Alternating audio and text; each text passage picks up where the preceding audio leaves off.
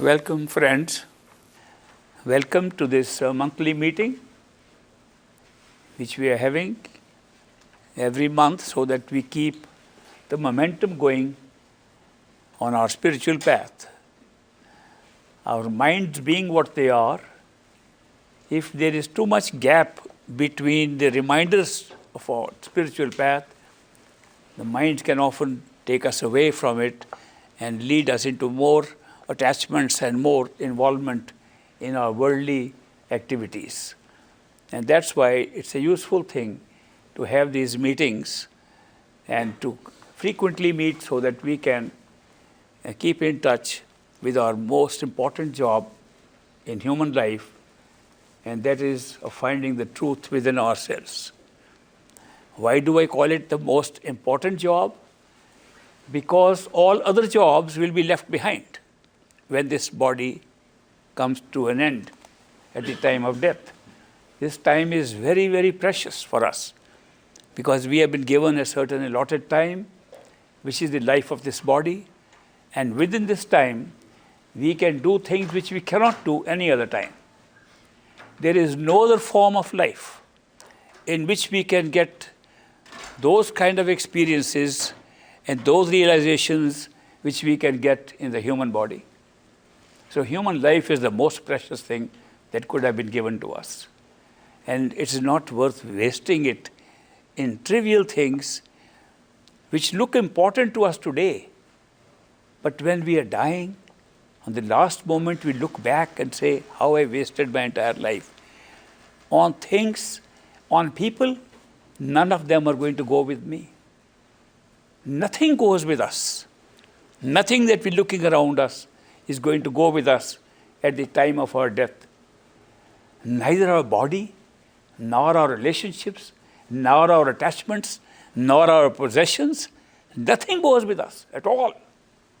What goes with us is our inner self. What goes with us is our consciousness. So if we have worked upon our consciousness during this lifetime, then we are carrying something worthwhile even after death. But if we are only attaching ourselves to these ephemeral things which come into our experience for a short time, then we are burdening ourselves with something which will become a distraction even in dying. We will not even have a dignified death if we are so attached to those things which we are going to leave behind anyway.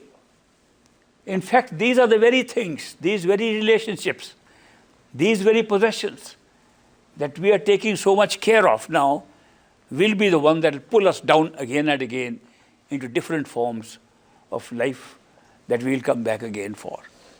And human life does not come all the time, every time. Let us not make a mistake that just because we are human beings now, we have always been human beings, or that we will be always human beings.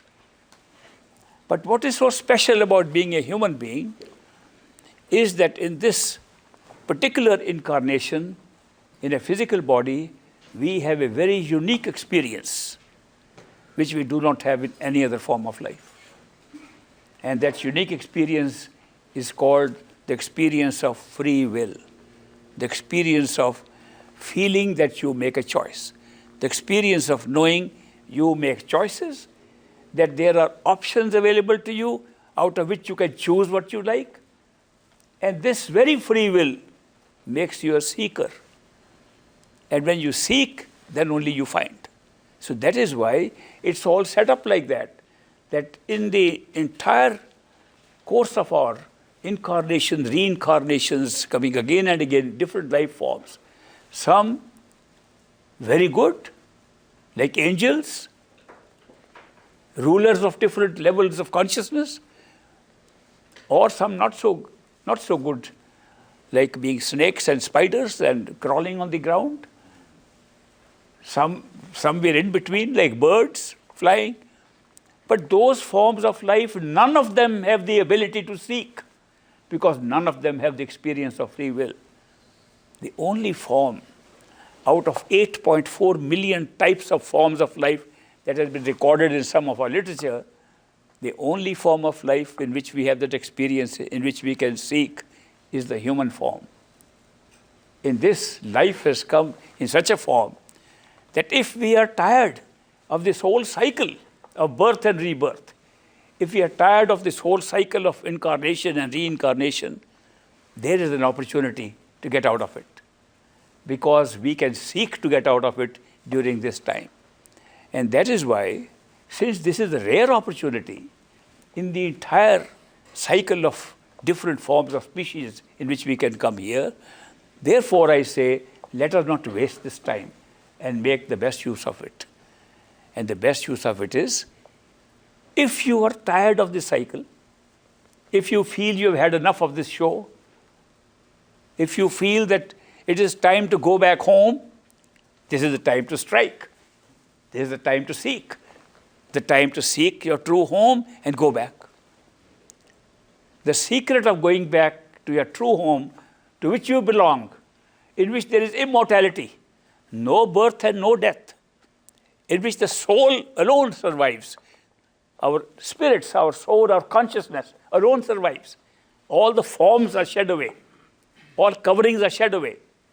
And that true home, which is where we belong, can be found by one simple thing, and that is seek. Seek your true home, you'll find it. Period. If anybody says more is required, then they are not understanding what seeking is. Because when you seek, you don't stop seeking because of any distraction that comes in the way. If you keep on seeking, you'll go to your true home. But if you seek a little bit and on the way, a little distraction comes, some temptations come, and you give up seeking and go after that distraction, then you won't go back to your true home.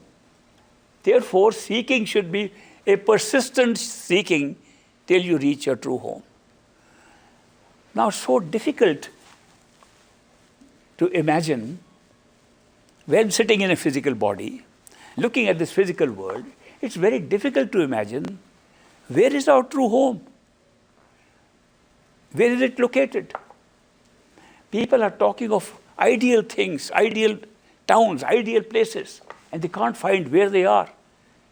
Everything here seems to be an imperfect place. When I was studying some of the Jewish literature, I was trying to understand the Torah and the Kabbalah, and somebody was telling me the real thing to find is the Shambhala, the idyllic place where everything is fine.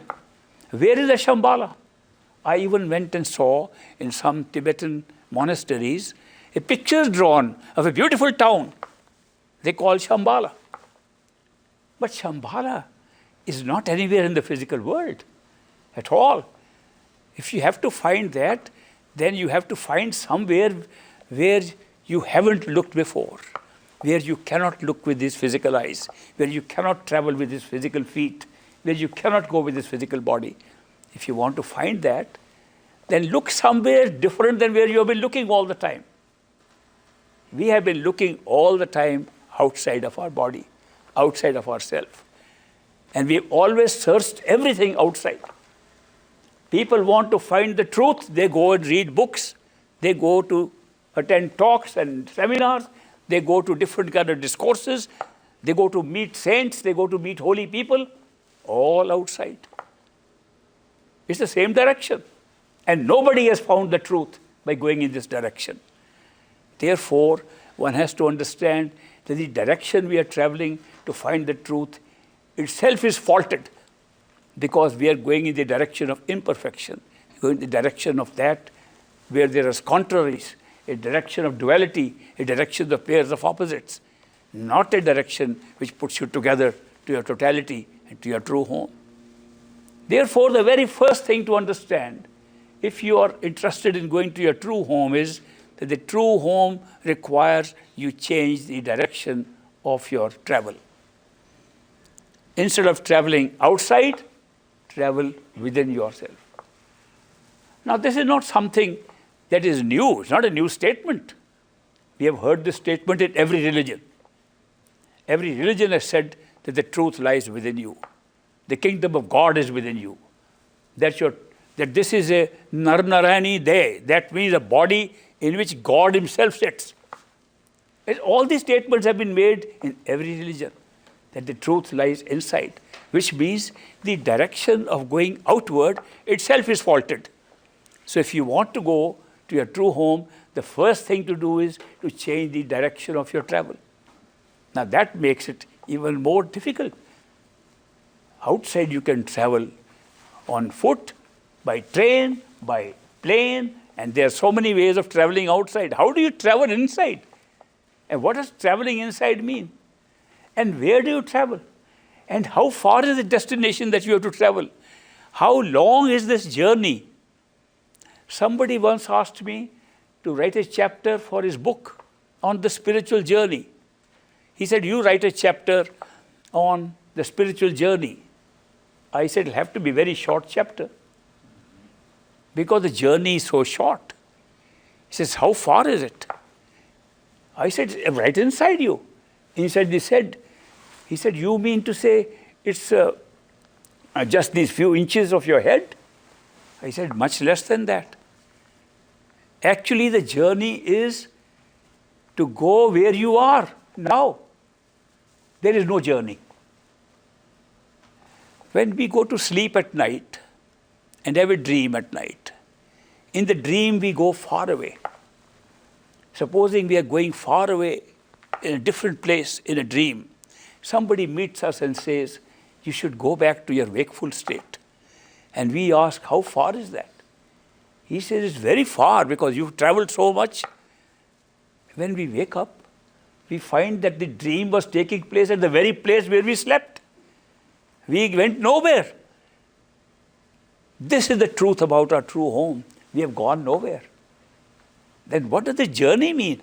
If we have not even gone anywhere, then how come we feel we are so far away from our true home that we have to make a journey back to our true home? It's just like waking up from sleep. It's an awakening. What we call the spiritual journey is a series of awakenings. Awakening at the same place from where we have never moved, because there was nothing to move into. What we think we can move into is a created space, a created time, and these were just created to give us the experience of moving away. It did not mean that we actually moved away. So we never moved from our own place. Somebody said, okay, I understand, you can't write anything about a journey because you're already at the end of the journey. Can you write a short chapter on the way to go there? The easiest way to go there. I said, that will be a short chapter. He said, how short will it be? Just a couple of pages? I said, no, maybe less than a page. He said, how short will it be on a page? I said, not very much. Maybe a sentence? I said, that's too long. That if the journey cannot be described because you are already there, and the method of reaching there is so short, what is that method? What is it that can take you there, to your true home? And I said, actually, that chapter can be written in one word, and that word is love. L-O-V-E, period. If you can experience true love, you can reach true home. It's as simple as that. Now, we all say we love each other, we love things, we love people, we love children, we love parents, we love friends, we love lovers, we love beloveds. We are loving all the time. Then what's the difference? Are we not experiencing love already? Not really. Because when we say we love somebody, what we are doing is that we are expressing our interest in somebody, expressing our fantasy about somebody, and we are expressing our desire to have somebody or have something. We can love a thing, an object, or we can love a person. We are expressing our interest to possess that thing, to make it one's own. And how does it operate? What we call love here is operating by there being constantly an awareness of two. I love you. I love this. I and you, I and this are always two. Have you ever seen them become one? always true. These attachments that we have here, we call them love. These fantasies we make about people, we call it love. This is not love. If you have experience of true love, you will find that one of the things that happens in true love is you forget who you are. The beloved, the object of love, can pull you to a point where you can only think of the beloved and not yourself. In fact, I was studying a very big issue that comes in spiritual literature, the issue of how to control your ego. Because all the spiritual literature told me that the main obstacle to our getting to our true home is our own ego, our I-ness. I am doing this, I am going to try this, I love you, I do this. I is always there. How to handle this I? And I find that people have tried very hard to fight ego. And they try to use words to suppress this ego. I am very humble. Do you know how egoistic that is? I am the humblest of all. I am beggar. I am a stone. I am the lowest. It's the highest ego. Because if you say I am the greatest, anybody can tell you you are not. But if you say I am the humblest, nobody is going to correct you even. The ego remains strong. We are trying to deal with ego in a way it has never been dealt with because the I-ness remains high. When the ego, which is the front part of our mind, which is the face of our mind, when that asserts itself, there is no way we can handle it. It continues to assert itself. Therefore, I found out that the only time when we forget the I is when we are in true love. In love, the beloved occupies even the place that I occupies in our mind and in our thoughts. Therefore, true love is the answer. Yet, we don't know how to love. Everything we do in this world, we think we have to try and do it. Even love. I try to love everybody. I want to love you also. I want to do this. Is this love? The I is so prominent. I is coming before everybody. But when there is love, you don't have a chance to say I love you. You're captured by it, enchanted by it.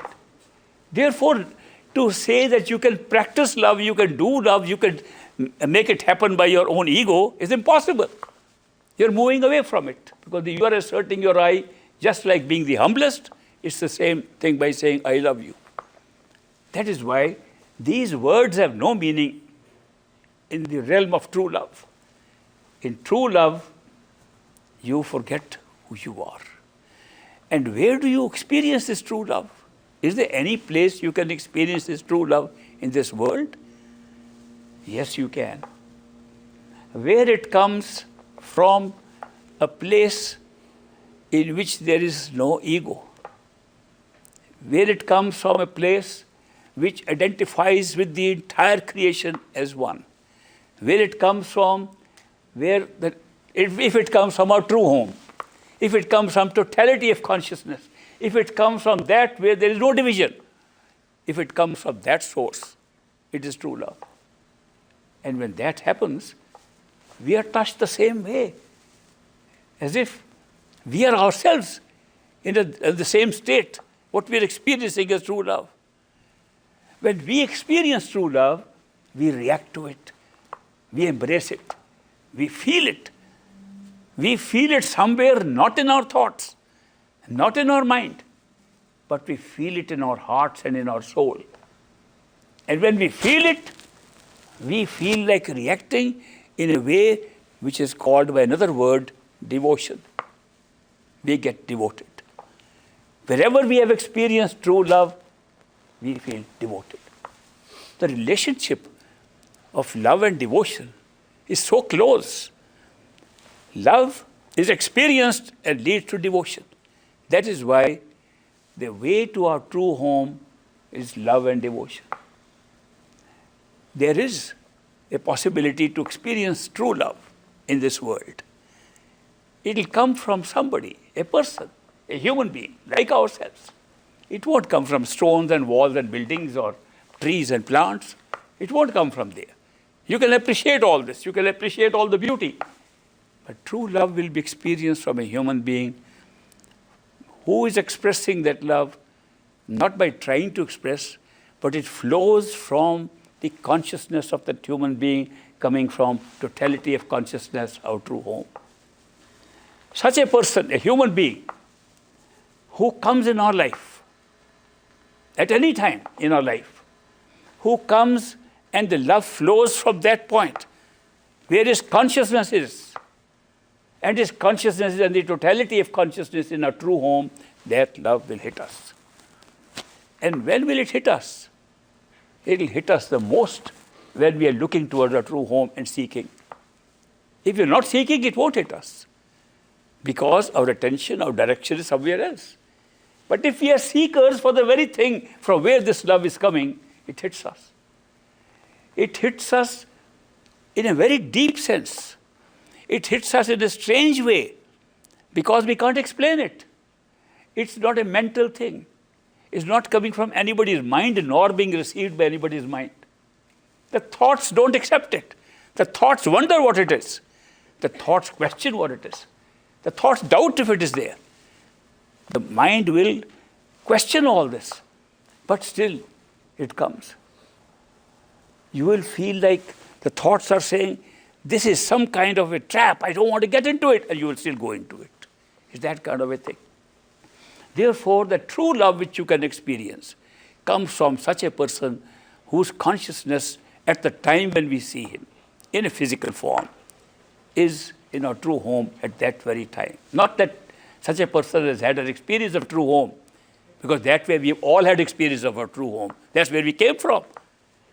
It's not that some unique person has come and found our true home. We have all come from there. We are all there. And we just lost our awareness and we come here and we have a current awareness of a physical life. And that person is holding that awareness while he's still holding the awareness of being a physical person. That's the only difference. What is the difference between a truly enlightened person and any one of us? The difference is that while we are locked out of our true awareness of where we are, who we are, a person who has retained that awareness and retained all levels of awareness that's open to us by successive awakenings, who holds on to that awareness of all awakenings and knows all of them are dreamlike and all of them been made into reality, and is constantly aware of it, even when he is in a physical body in front of us.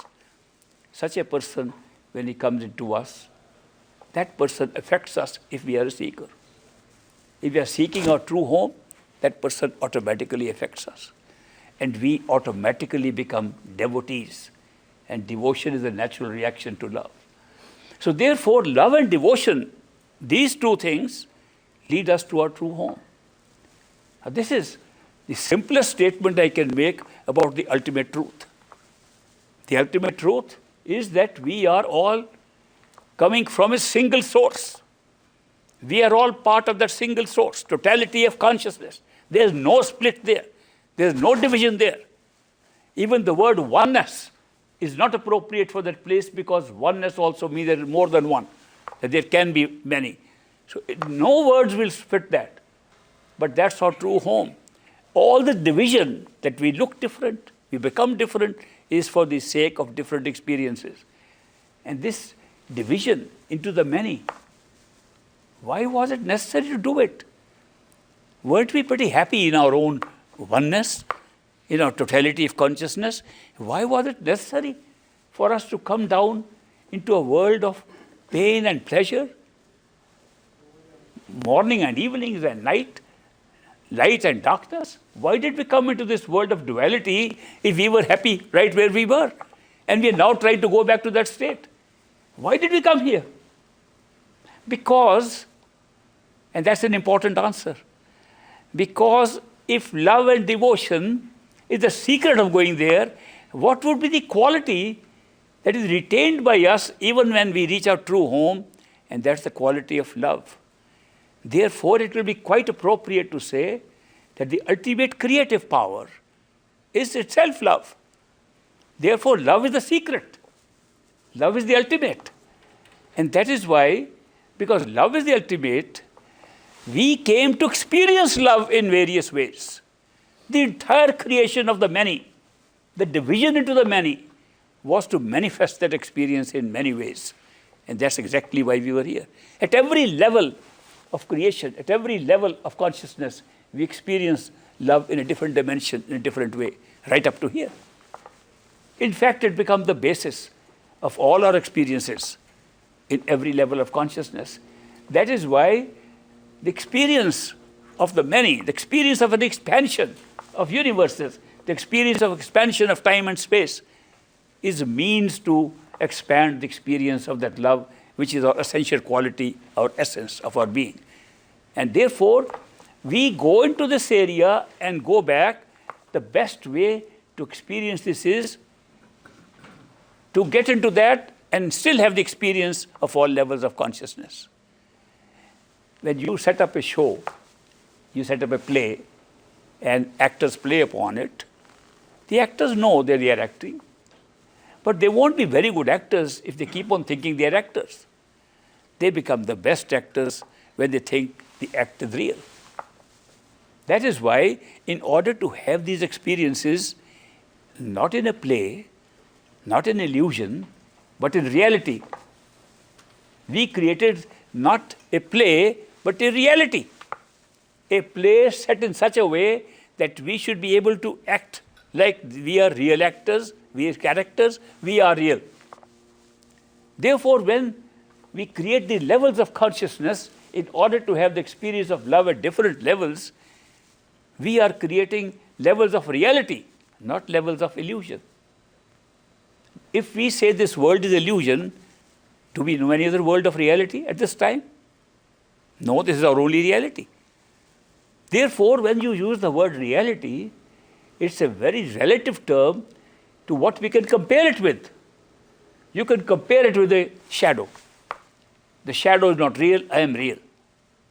We can compare it with a dream. We can go to sleep, have a dream which looks real when we are dreaming. You wake up, no, this is real. That was a dream. Reality is always stated in terms of a comparison with another state of being. When you awake from this state, this becomes like a dream also. But till then, this is our reality. Similarly, when we go to any other level of consciousness, it remains a reality till we can reach our ultimate true home, in which the whole show took place. In the show of all the levels of consciousness took place. It did not take place any outside. Where it took place, then you see how the power of consciousness, the power of consciousness being conscious of anything it desires, consciousness functioning as a creative power. That consciousness could be conscious of what it wanted to be, it became reality. It could create realities of several levels. It could create illusions and use them as realities. It could make an illusion and cut off all of the reality, and that illusion becomes reality. What a wonderful method. It has been employed by us. Consciousness has played such a wonderful game, and it has created all these levels using illusion, if you can use that right word. I could use the word creation, which is equal to illusion, that if the illusion or the power of illusion of consciousness could be created, a world is created with that power, and then shut off from all other awareness, that becomes reality. We are living in levels of reality created by illusion. But we can't call it illusion because we don't have a simultaneous experience of more than one level. If we could have simultaneous experience of more than one level, we could then compare and say, this is real, this is unreal. What if you ultimately lead to your true home, from where all levels are equally real and equally unreal?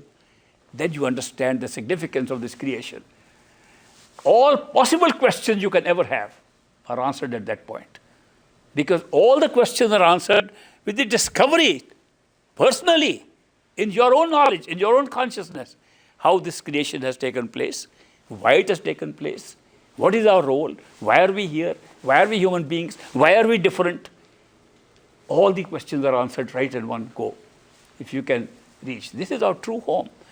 So that is why these most enlightened people who have reached the highest level, where there is no separate level to go to, where all levels combine as an experience, these highest people of enlightenment who have reached their true home, they tell us that our goal on the spiritual journey, on the spiritual path, should be that true home. All other goals can give us different experiences, like we're having here. If you want to just go and have a great vacation, why go to the astral plane? You can go to Hawaii on the beach and have a good vacation. You can somebody told me, you can fly astrally. I said, everybody can fly astrally. He said, then do you use flying astrally to go to places? I said, no, I take a plane ride. What's the difference? Here we are at a physical plane. Why are we mixing up these things? When we are having experiences of different kinds, and each level has its own rules. All are following rules. We call them laws of nature. And do you know the laws of nature of every level of consciousness are different? Totally different. Look at the laws of nature in a dream state. I'm taking that example because we all dream. Now we are awake. From the dream state, in the physical level, we are awake. So I can take that example just to illustrate a point. When we are in a dream state, we are in one location, and a second later, we are in another location. Scene has changed suddenly. It looks absolutely normal to us. Nobody in a dream has said, how come I'm suddenly at a different place? Nobody has asked this question. It's normal. In a dream state, you can fall from a height and not get hurt, and you wonder why. You can have many experiences which would be so different in the physical plane. And yet, while we are dreaming, they all look normal to us. They follow the laws of nature of a dream state. When we wake up, laws change. Here, we are bound down by the laws of time and space. You can't go anywhere unless you make arrangements to go there. You can't suddenly be anywhere else. You can't contract space. Time seems to flow independently of you. You have no control over it. In a dream state, you can be a child, then you can be grown up, you can be an old person and die in 7 minutes of dreaming. You can't do it here in the physical plane. The rules of the game are different in different levels of consciousness. Now go up to a next higher level of awareness. Let's say we wake up from this state. There are two ways of waking up from this state. One, when we die, naturally we leave this body. We automatically go into the next state because we go into a disembodied form, which we call our sensory system or our astral form. Whatever word you give it, we are in a form in which we don't have a physical body, yet we are there, sense perceptions are there, we do things there. What happens there? There we have a memory, which is far better than the memory here. There we can see things with the inner eyes, which you can't see here. We see brightness and a range of experiences of light and color, which we can't see here. There we can stop time if we like. It's in our control, which we can't do here. Well, let's wake up further. Let's wake up to the causal state, the mental state, where there's no body at all. Not even sense perceptions. Only the mind and consciousness put together work. What happened there? We can see how destinies are made. We can see why we were who we were, and how many times we have come in different destinies. We remember all our past lives. We can jump into a past life and be there. We can come back and go to a forward life and be there. Can't do this here at all. Every level of consciousness, and it's a systematically created levels of consciousness, where we descend from the single truth of our true home, the totality of consciousness of our true home, breaks down into an experience of the many and multiplies in different ways, in different levels. The experience of light, for example. Here, we sit with the physical bodies, we can't face a sun. And we go above our bodies, we go above the physical body, leave it behind. We leave our causal body behind, we leave our mind behind, and we go into a true consciousness, a unit of consciousness, still separated, still many, and still we see our own light that's coming out from ourselves is equal to 16 of the solar suns put together. You can see it. We can't see one sun here in this covering, and there our own light is much more than that. Any item you pick up of our experiences here, sensory or otherwise, it's so different at every level. And that is why these different levels of consciousness have been created, generated to have different kinds of experiences, all kinds of experiences. In fact, we have reached a point where you could say we have exhausted the permutation, combination of experiences we could have by these levels of consciousness.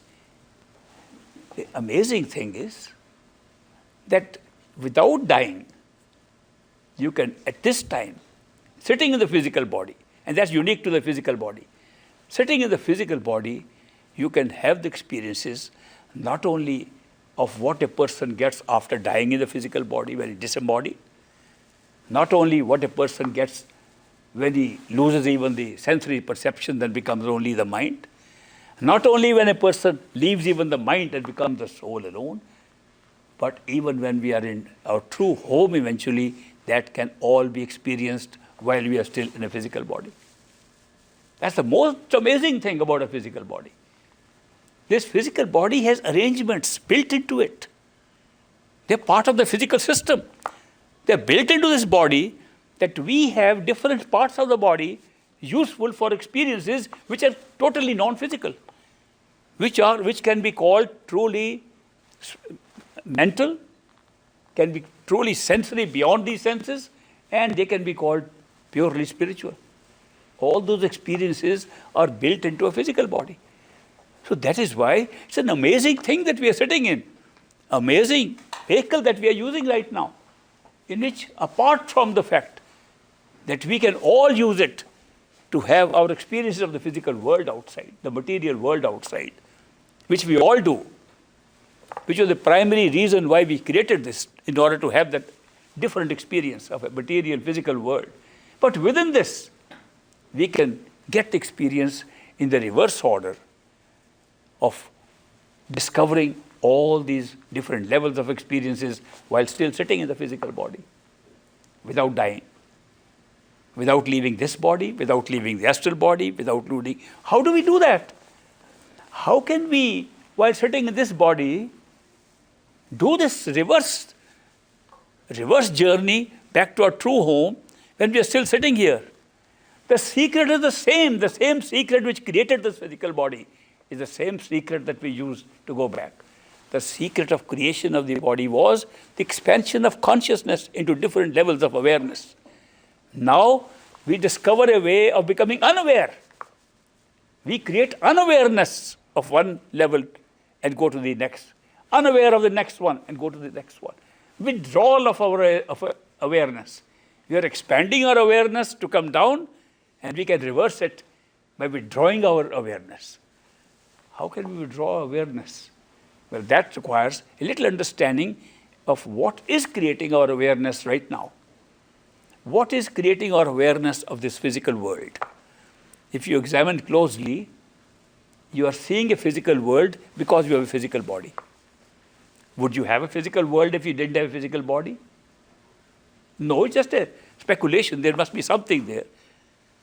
When we die, do we see the same things that we are seeing now? Do we have the same abilities we have now? Do we have more abilities than now? We can't tell. We have no access to that thing because we have never been there. It's all guesswork. What happens when we die? But supposing you can die while you are living. Supposing you can have identical experience of dying. Whatever you have at physical death can be simulated, can be created while you are in the physical body. At least you will have some information about it. Now, I am going to say that the art of withdrawing your awareness from one level to another is the art of dying while living. That means if you can die, have the same experience of death without dying, you will have the same experience when you will actually die. How does that happen? If you see people dying, I've seen a lot of people dying in hospitals, otherwise, friends die, so many, my relatives have died, and I've had chance to watch them die. Some of you have seen in hospitals, people dying slowly, where you could watch the process of death coming on the physical body. You would notice that death is not a sudden disappearance of consciousness from the body, it's a withdrawal of awareness of the body. If you watch carefully a person dying, you will notice that the person becomes unaware of his feet and his hands while he's still aware of the rest of the body. Then the legs die and the arms die. They die in reverse order. And then the torso begins to die. The person is still talking to us. He's telling, where am I floating in the air? Or, where is my right hand? Can you put it there? It's already there. The awareness of the extremities goes first. Then the awareness of the torso goes from bottom up. And when it comes over to near the neck, person can't speak. And yet is still thinking. His eyes are still looking. You can see the person looking. And then when it goes up to the eyes, into the head, the brain dies, he's dead. Body has nothing in it. So the process of dying is a gradual withdrawal of awareness from different parts of the body. Now, can we simulate this? Can we effectively do the same thing by a practice? Yes, we can. True meditation is the art of dying while living. True meditation allows us to function in a way that we become unaware of the extremities of our body. We become unaware, the withdrawal of awareness takes place. Ultimately, we can lead it to the head and separate ourselves from the body as if we are dead. We are not dead because we are simulating something. The body is still working, the heart is beating, autonomous systems are working. Now, what is it that we are withdrawing really? If the body can still work and the heart can beat and is still alive, what exactly are we withdrawing then? We are not withdrawing life. The body is alive. If we are not withdrawing life, what's the distinction between withdrawing of awareness from the withdrawing of life?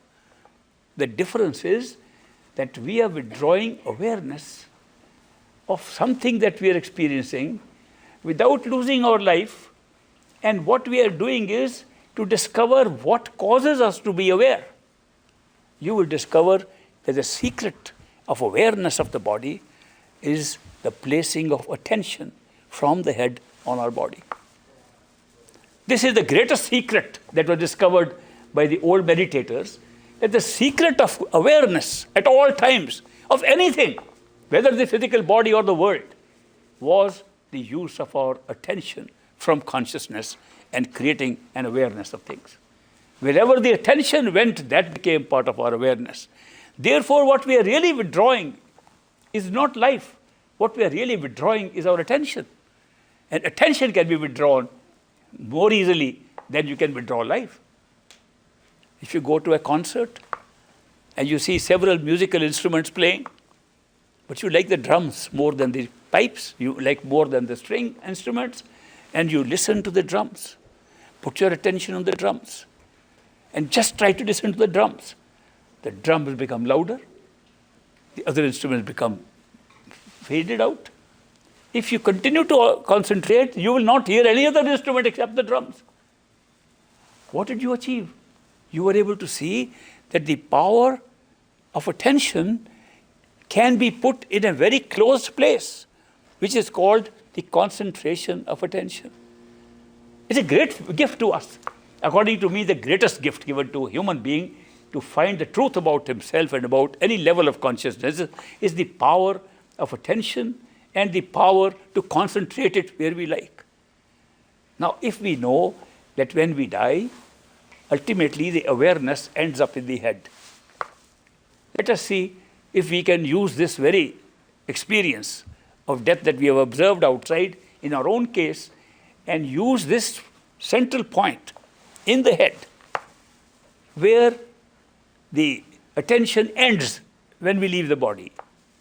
Now, where is that point where it ends? This has been examined very carefully. Where is it if it is a single point?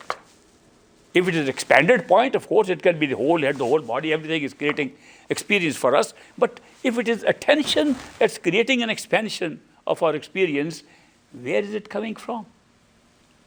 And the analysis will tell us it's coming from that point where we are thinking from now. When we open our eyes and the two eyes are looking out at two pictures and combining them to create a distance, to create spectroscopic effect, and we are seeing one image joined together, not in either eye, behind the eyes. How far behind the eyes?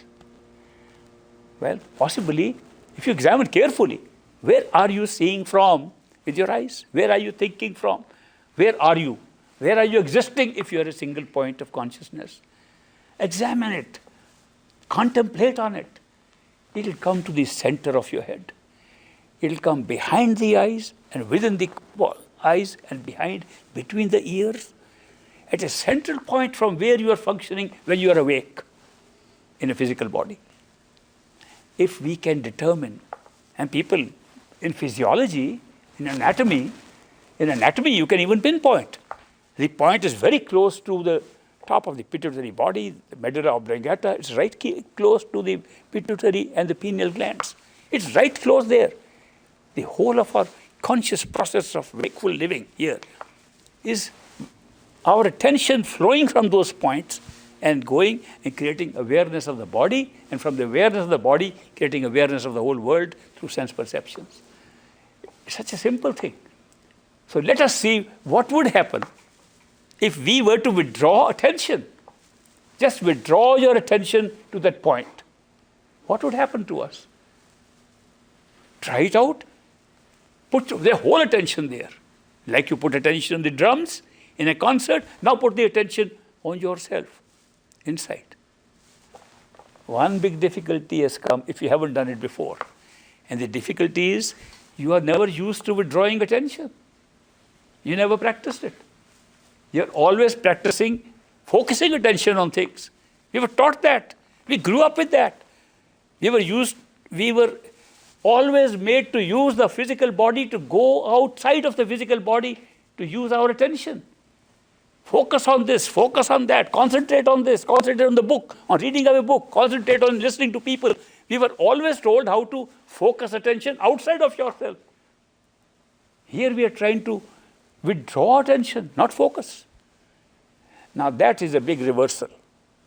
And many people are caught up in that because they can't do the difference, can't know the difference.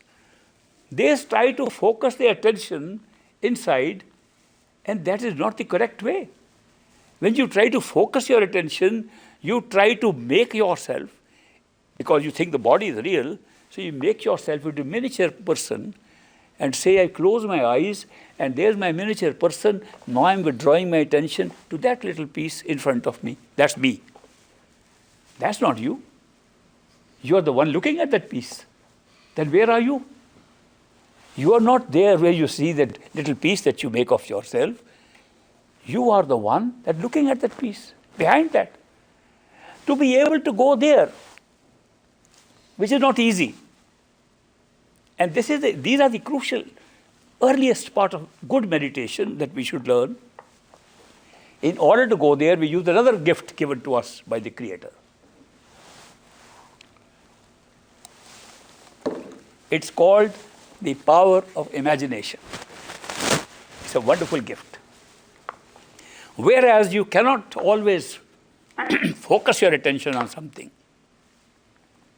And you cannot do it when you try to focus your attention on yourself, thinking it is meditation. It keeps you dragging in front of you. Never withdraw to where you are. Whereas to experience dying while living, you withdraw your attention there. The power of imagination can make us feel that we can be anywhere we like.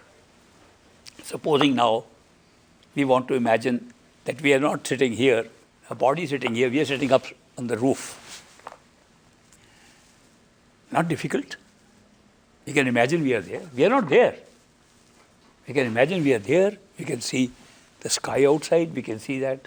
We can use our sense perceptions there. What have we done? We have placed ourselves there. Not by focusing on it. We are not focusing on it. We are imagining it. There is a difference between two. We are imagining we are there.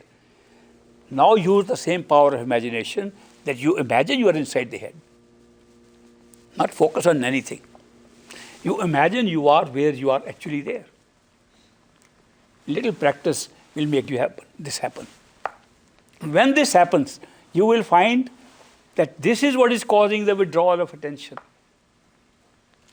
So long as you can imagine you are in the center of your head in the body, that you are actually sitting there, not looking at yourself sitting there, that you're actually sitting there. In front of you are your eyes, the physical eyes. In front of you, on the side of you are your ears.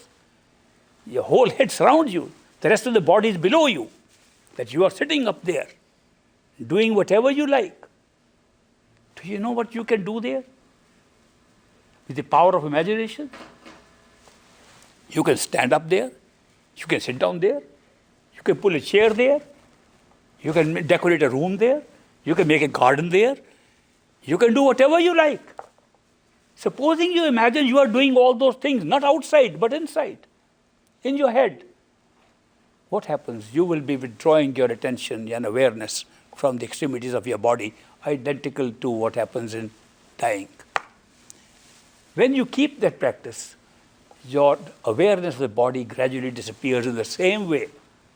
And ultimately, you are only aware of being there, and the there disappears because the body disappears, and you discover another form of yourself. You awaken to a new world, to a new self, and a new world around you.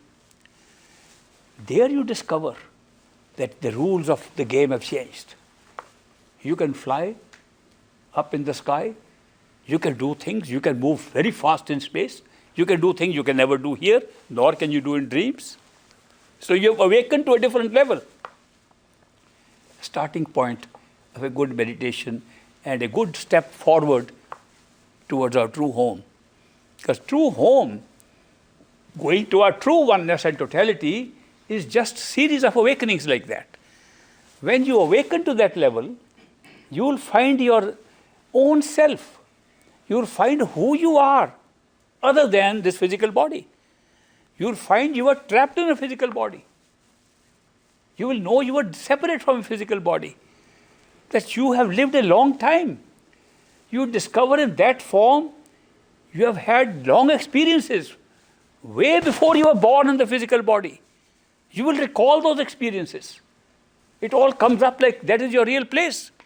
That only temporarily you had gone into a dream state called the physical life. That's a great awakening. And with that awakening, you can start your journey to higher wakefulness. And method, still the same. Because the self, the power of knowing you exist, the certainty of knowing you exist. People say, how can you be certain of anything? I said, you can't be certain of anything except one, that you are there. Can you deny that? Can anybody deny that I don't exist? You can't deny that you don't exist. You can deny what form you exist, what is real, unreal, but the fact you exist. This experience of knowing you exist, let's say we call it the experience of the self. That you know that you are yourself. We found out that the body is not ourself. First of all, because it dies.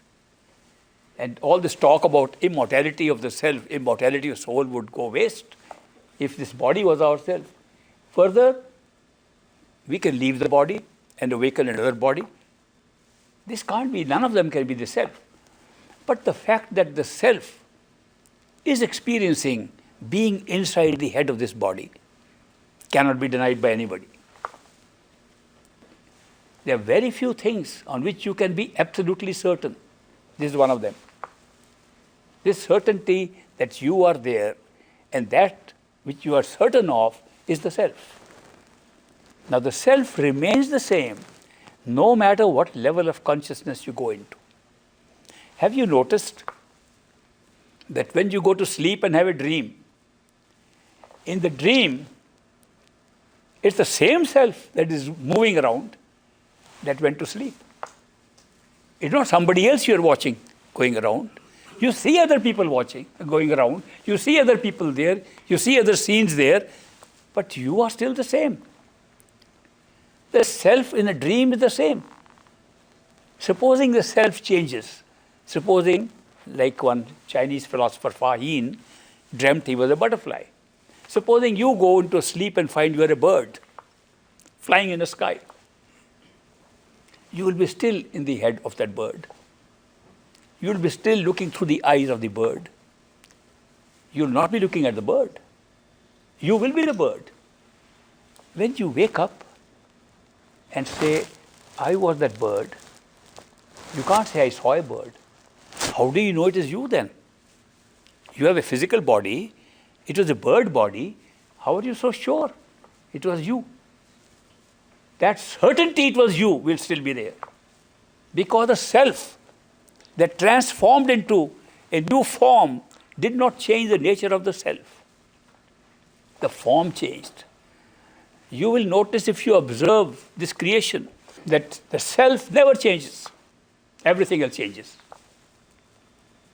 The self that asserts itself, I am there, I exist, never changes. It's always there, no matter where you are. It will be the same self that will be in the true home. It will be the same self that will be the totality of consciousness, no change. That is why, to say you want to find the truth, know yourself. Find yourself, you found the truth. Find your true self, not the cover. All these are covers upon the self to generate different experiences. Leave the covers behind and then find the self. And what will be the self? Totality of consciousness with nothing else except consciousness, in which the whole show can take place of different covers. Go and check it out, see it. Because that possibility exists now in the physical body. The same self will be there if you have no form whatsoever. The self will not go away. The experience that you are there will remain at every level. It never goes away. And therefore, that's the truth, unchanging truth. So the self never changes, no matter what level of consciousness you go into, what level of experience you go into, the self will be the same. Supposing you have a dream in which you see 20 people, and they all look like strangers to you, because you are meeting 20 people, and then suddenly you realize that these 5 people, I know. They are my neighbors, that's my brother, that's my so-and-so. I know these people. I don't know about the other 15, they look new. And you wake up. You wake up and find that there is no replica of those 15 people. They were created for the dream.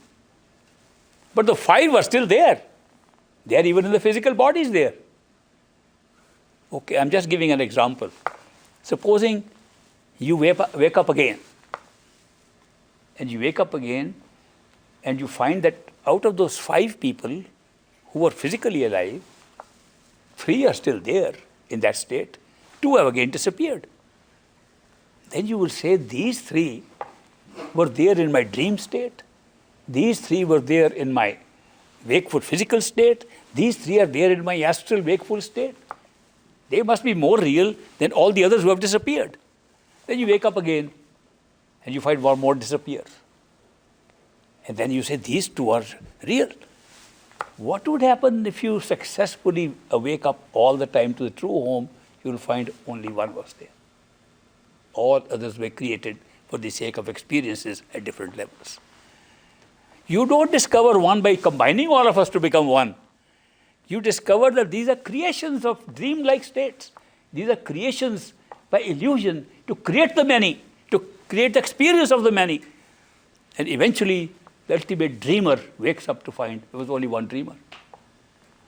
Now, when you have a dream, and there are again 20 people, and you're discussing if it is a dream or it's real. It looks real because there's no experience of wakefulness at that time. So dream looks like real. You ask everybody, is it a dream? One person says, yes, it's a dream. And then you ask a question. If you know it's a dream, then who is dreaming? Are you dreaming? Or this person is dreaming? Or are we all dreaming? Is it a collective dream we are having? How come we say it's a dream and you're telling me the truth? That it's a dream. We are not really awake, we are dreaming. Then who is dreaming? Are we all 20 dreaming? And then you wake up. And then you find the person who told you that it's a dream was part of the dream. But who was dreaming? The self. Who was the self? Only one who slept and had a dream. The 20 were the creation of the dream. And yet it looked, while you were dreaming, that how could 20 be dreaming? Now here if I say that we are, say, 50 people gathered here, and it's a dream. You say, but who's dreaming? Are we all dreaming? When we wake up, will we all wake up? No, only one will wake up. The rest will be part of the dream. And by the way, this will happen every time we wake up. That you'll find there's only one dreamer. The dream creates the people. And it's not that the people have to be, because they look real in the dream, therefore all have to participate in a dream. But while we are dreaming, we argue about this. We will argue. Who is dreaming? Are we all dreaming? Who is dreaming out of us? Everyone thinks we are dreaming. You talk like you are dreaming. I am dreaming. When you wake up, the dreamer is the self. Whoever the self is. Looks like so many selves here. They will look like so in a dream also. When you ultimately wake up, you discover only one self. And that's our true self, our true nature. That's what we really are. We are that great dreamer. We are the creators of all dreams. And that's our reality. And from that reality, we have created successive dreams and come to a state here now where we can have any kind of experience by what we can make a dream into a reality. So we made this dream into realities. Now these enlightened people tell us that while you are in a human body, with this capacity to discover your own self, wake up. Methods are simple, that you use imagination to place yourself where you think the self is. At every point you will know that you will know where the self is. The self is from where you are having your conscious experience of everything around you. Put your attention on your own self and place it where the self is. At every level, not only this physical level, even at the level of the astral plane. We have a body-like structure there, similar, with sense perceptions on it. Put the attention in the head of that body. You'll awaken to the causal plane. We have a center of the causal plane which has no form like the physical body. Put your attention on that. Every time you'll awake by withdrawing attention to your own self. It's the self that awakes. The rest is an experience. Then ultimately the self awakens. Finally, you discover the whole show was yours. The whole show was one single totality of consciousness, which is our reality. Final question, is it worthwhile doing all this? Aren't we pretty happy what's going on around in this? We set up a show, let's say we set it up, somebody said that we call it God, we call it somebody else, maybe it's our own totality, our own self. Whoever did it, is it worthwhile now going back into all this? Not really. If you're having a good time here, why should we try all this?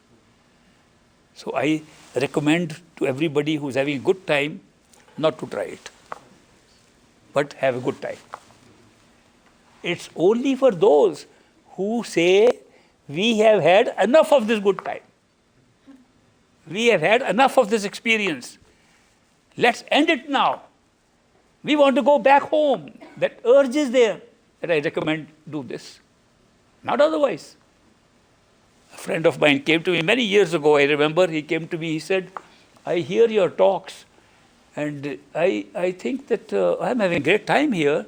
I've got a lot of money, I've got a big house, I've got this thing, all the goodies are with me. Why should I follow what you're saying? I said, don't. That's not meant for you. Go and enjoy.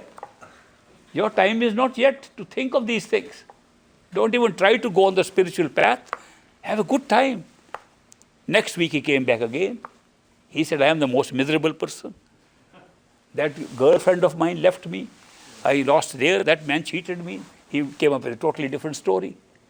That in spite of having all the physical things that he was talking of, he was not telling the untruth. But his emotional side, his mental side, he only shared next week and told me how miserable he is and wants to go back to his true home. We have to look at our own life. Are we ready? Are we ready for a spiritual journey? Or are we still saying, no, this is good, let's have a little more time? I can assure you, those who want a little more time will get a little more time. There is no hurry about it. If we are the creators, if our consciousness, totality is the creator of this show, then obviously the show will last while we want it. It will only end when we don't want it. We only become seekers. And we only become seekers of the ultimate true home when we are tired of this, when we feel we have had enough of it. So only when you feel you have had enough of it, then try these experimental things I'm telling you. Otherwise, have a good time. Enjoy yourself. We'll have a break now.